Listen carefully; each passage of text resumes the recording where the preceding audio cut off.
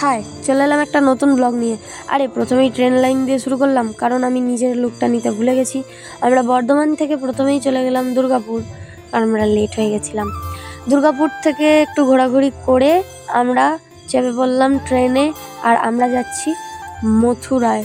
আর এই যে আমার ভাই বোন দুজনকে নিয়ে নিলাম, কারণ আমরা চারজনাই যাচ্ছি। ওদেরকে দেখার মতো ঘরে কেউ নেই, আর ওদেরকে একা রেখেও যাওয়া যাবে না, তাই রাত্রেবেলা। আর এই যে আমরা রাত্রেবেলাতে কোনো কাজ না পাওয়ায় দুজন মিলে বসে আছি, সবাই ঘুমিয়ে পড়েছে। আমি আর রবিদা মিলে বসে বসে ওর মুখ দেখছিলাম। তারপর দেখতে দেখতেই সকাল হয়ে গেল। আর এই যে সকালবেলা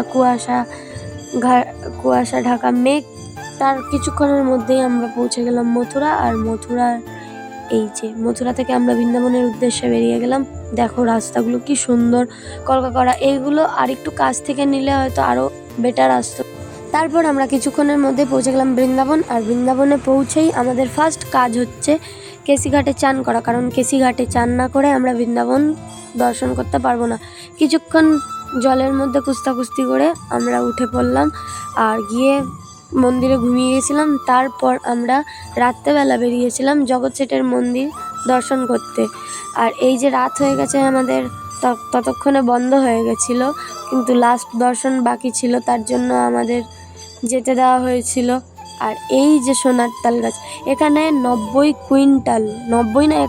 কুইন্টাল সোনা আছে, কিন্তু আমরা দর্শন করতে পারিনি, কারণ মন্দির বন্ধ হয়ে গেছিলো। এটা অন্য আর একদিন ঘুরবো, সেদিনকে অবশ্যই দেখাবো। এখন আপাতত বাইরে থেকে দেখো। আর এই দেখো বাইরের লুকটা দারুণ। এই যে মা বসে আছে, আর ওইখানে টুনিদিরা। আর এই যে এখানে এই জগৎ শেঠের মন্দিরের ভিতরের আসল ভগবানের নাম হচ্ছে রঙ্গমনাথ ভগবান। তো আমরা তাকে দর্শন করে আমরা বেরিয়ে পড়লাম।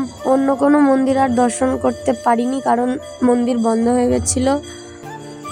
তারপর একটু ঘোরাঘুরি করে বাড়ি চলে গেলাম। এখনকার মতো টাটা।